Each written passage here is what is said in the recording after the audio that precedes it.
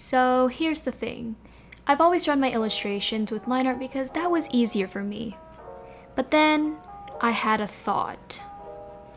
What if I tried digital painting? Now, I've digitally painted in the past before, and I don't think the attempts were that great. But they say practice makes perfect, right? And so this is what happened. So everything began like normal. I set up my document and I began sketching. So normally I sketch with a lot thicker of a brush for whatever reason. I guess it's just easier for me, I don't have to worry about details. But with this, I used a much thinner brush because I thought it would help me render easier because I would have to blend in the sketch with the rest of the things. And I will say that I did actually struggle with sketching with a smaller brush. I kept I guess chicken scratching and just kind of making a mess of things. But at some point, things were going well. And then I had a crisis for 30 minutes.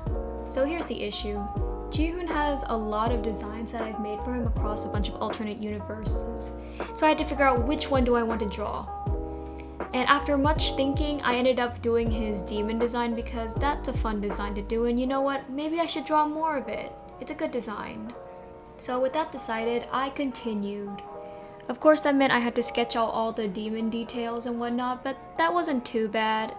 I'd say out of all the digital painting process, sketching has got to be the easiest thing for me.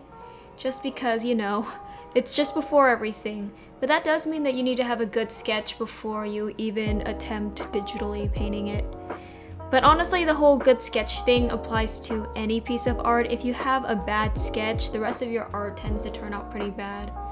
Maybe you have the rare person who has a bad sketch but produces god-level art, but I am not built like that.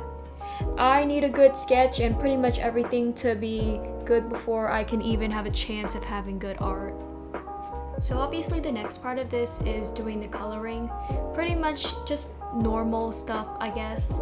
I already kind of do this. I make a gray mask and then just do the flat color. So still nothing that's different from my normal digital drawing process.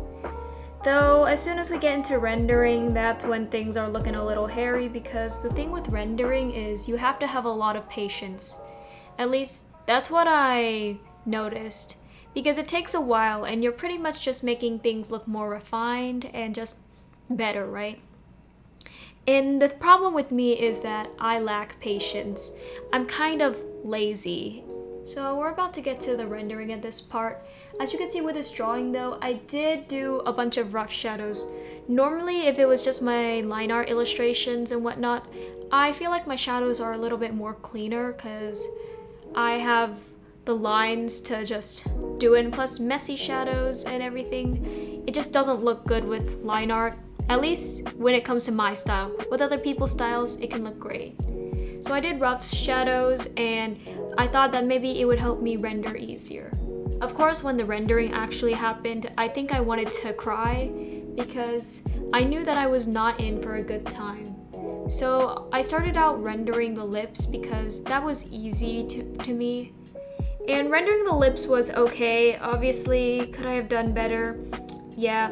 Honestly, I could have rendered this entire thing a lot better, but it is what it is.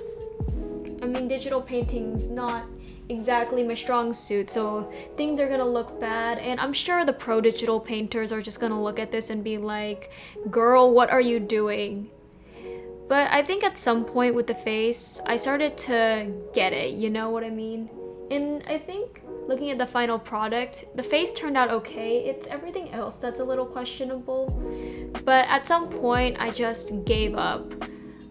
I was over it because I realized I had 6 billion things to do. So maybe if I didn't have 6 billion things to do, I would have taken more time.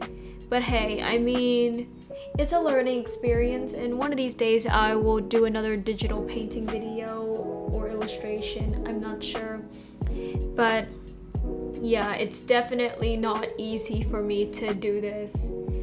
So rendering the hair it looks really bad. In all honesty, I wish I could have done the hair a lot better, but I had no idea what I was doing. Part of it was the fact that I did not have any patience, so that's why things turned out a little whack. And don't even get me started on the clothes. I genuinely just couldn't. I already struggled with clothes in my normal style, so just imagine digitally painting it. Ugh, not great.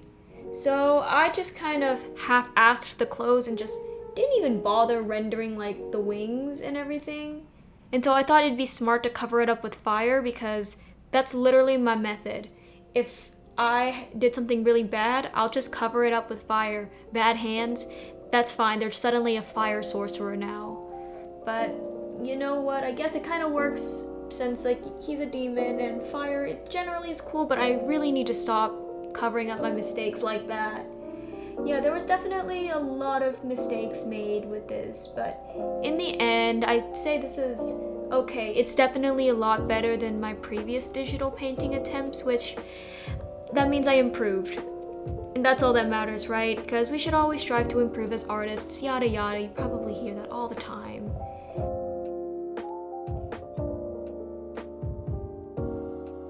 And here's the final illustration. I think when everything comes together, it looks pretty good at first glance. There are things I can do better, but I'd say for now, this is definitely a good place to be with digital painting.